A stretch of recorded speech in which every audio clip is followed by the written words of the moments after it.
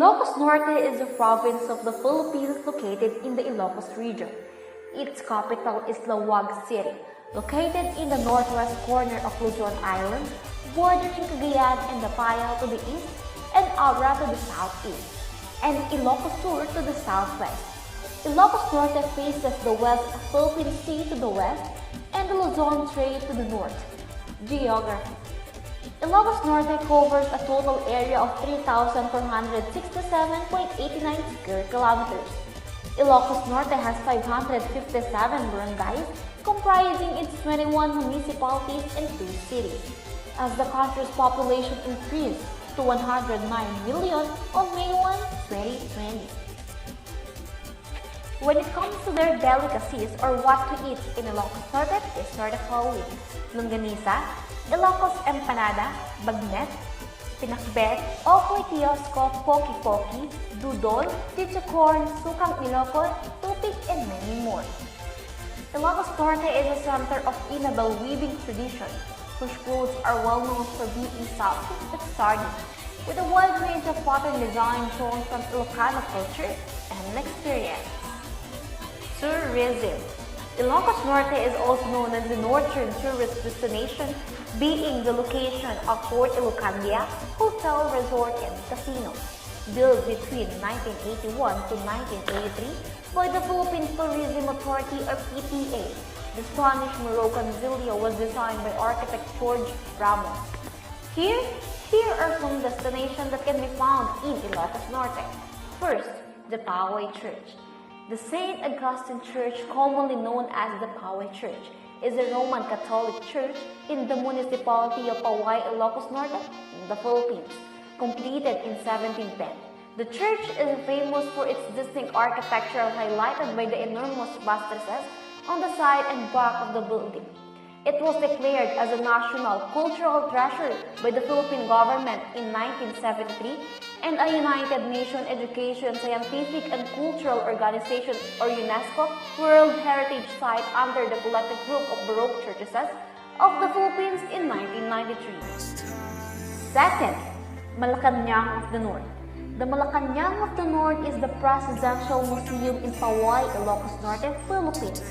It was the residence of the family of Ferdinand Marcos when he was the President of the Philippines, which is rather grand mansion in beautiful grounds with overlooking lake.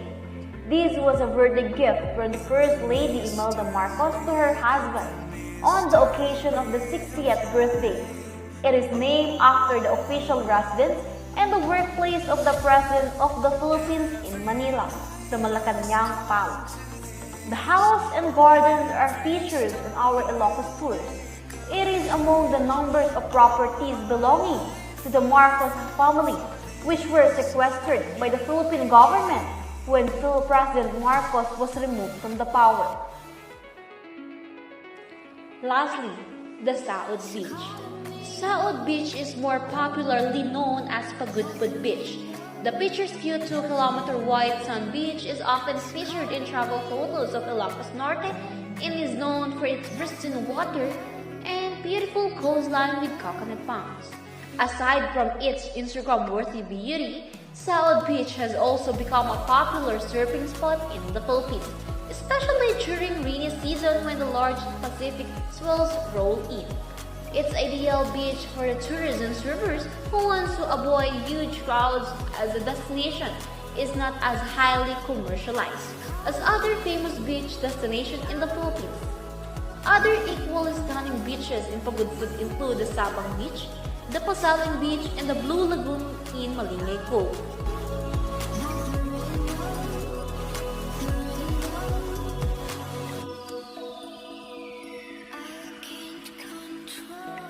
Mabuhay! Now, let's know more about Ilocos Sur. Ilocos Sur is bordered by Ilocos Norte and Abra to the north, Mountain Province to the east, La Union and Benguet to the south, and the South China Sea to the west. Ilocos Sur has an area of 2,579 square kilometers, occupying about 20.10% of the total land area of the Ilocos region, and Vigan is the capital of the province. Visiting Ilocos Sur is like traveling back in time. with its various churches, buildings, and even entire cities seemingly taking out of the Spanish era. Each ancestral home and cobblestone street tells stories preserved over several centuries as if you're walking through the pages of the Philippine history. Even its natural wonders, such as the towering beauty of Pinsal Falls, have their own stories to tell. Now, here are some of the tourist spots you should not miss when visiting Ilocos Sur. The first one is we have Calle Crisologo. Calle Crisologo takes you back to the Spanish times. It is one of the most popular historical tourist spots in Vigan, Ilocos Sur.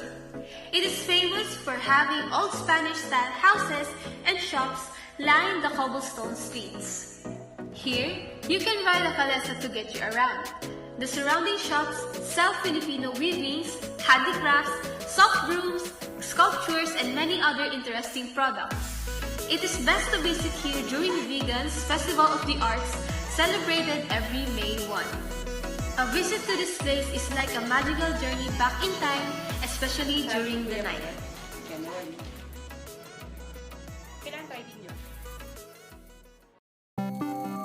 The second one is the Vitalis Villas. Did you know that it is dubbed as the Santorini of the North? Vitalis Villas is the Philippines version of the famed Santorini in Greece, featuring cubiform villas painted in a wash of white and blue. It is one of the most elegant accommodations in Ilocos Sur, overlooking the beautiful sea.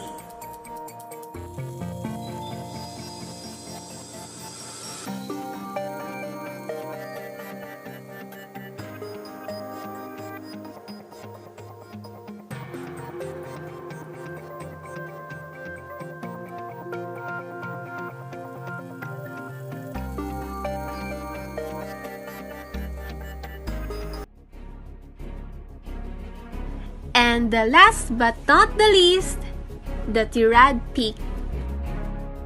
Tirad Peak towers over historical Tirad Pass, where General Gregorio del Pilar and his 60 men made their last stand against the invading American forces.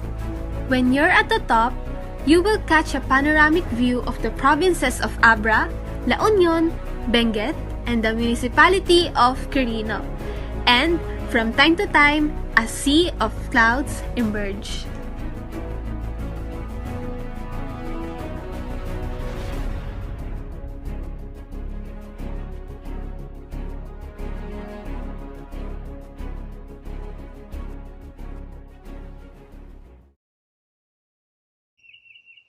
And now, welcome to Pangasinan. Pangasinan is a destination for tourists who wish to explore islands, beaches, waterfalls, and the feast on tasty local cuisine. Pangasinan translates to place of salt, as it is a major producer of salt. Pangasinan is a coastal province in the Philippines located in the Ilocos Region of Luzon. Its capital is Lingayen, and in terms of tourism, Pangasinan is known for beautiful places. And our first destination in our checklist is Cape Bulinao Lighthouse. Bulinao Lighthouse is a towering edifice located in the picturesque square town of Bulinao in Pangasinan. This lighthouse is proudly standing for over 10 decades atop the Poncha Pedra Point. This magnificent construction is one of the 5 main lighthouses of this country and has been guiding the vessels and ships that cruise through the international passage down the West Philippine Sea.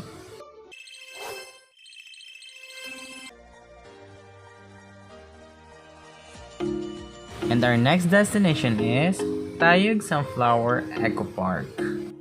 Sunflower Farm is located in Tayug, Pangasinan. It is said to be the first sunflower maze in the country. Sunflower Farm is an attraction that is only seasonal, and we are very thankful that we are able to catch the farm in its greatest condition. And our last destination is Anda, Pangasinan, Little Boracay of the North, Tondol Beach. Tondol Beach is one of the best beaches in the Pangasinan. It has a long and vast sandbar that can be explored during low tide, especially early in the morning. One of the tourists said that they had a great time on the beach and it's safe even for children. You can walk far from shore, but the water is still angled to the knee deep. The view of the white sand beach with the surrounding nature is probably the best thing that Tondol Beach can offer to any traveler.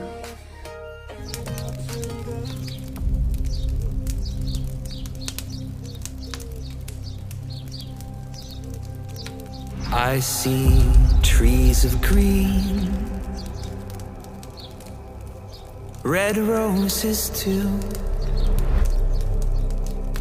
I see them bloom for me and you.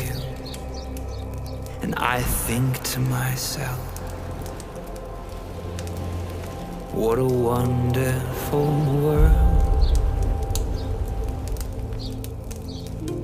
This is one of the tourist destinations that can be found in La Union, Bahay na Bato, literally House of Stone, also known in Visayan as Balay na Bato or Balay nga Bato, is a type of building originating during Philippines Spanish colonial period.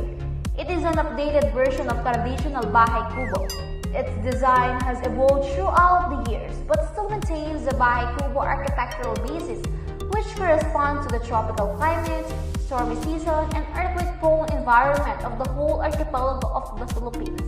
Its common most appearance is that of an elevated, overhanging wooden upper story and large Bahay Kubo that stand on wooden poles as foundation, which is then coated with Spanish-style solid stone blocks or bricks, giving the impression of a first floor but is actually a storage or other business-related function, with the second floor actually being the elevated living quarter, never departing from Bahay Kubo's principle.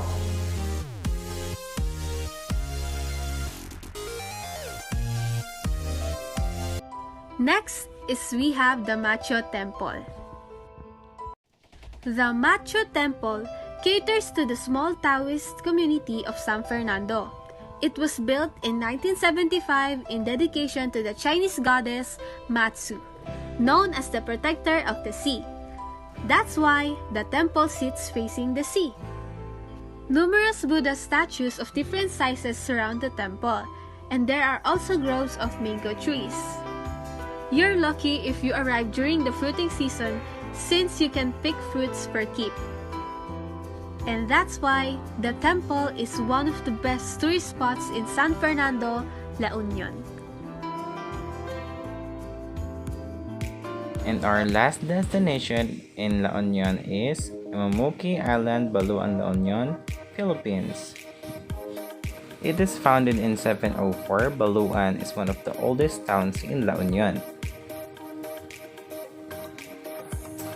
Baluan boasts its agrofresh with its vast agricultural lands and the West Philippine Sea bounding in on the west.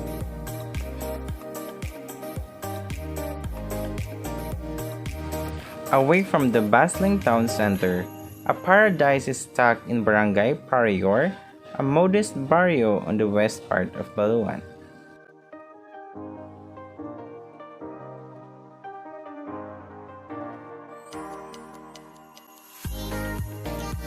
Mamuki Island was only a place of paring lit dead corals before, hence it was known for the olden times of Kaparingutan. The place evolved into a beautiful island after mangroves were planted on it. So how did the island get its current name? It is originated from sea slugs called babaw that can only thrive on dead corals. It refers to the female genital, which is Ilocano is uki. Further, the island's main lagoon is also shaped like so, and since then the name, which translates to like a female genital, stuck.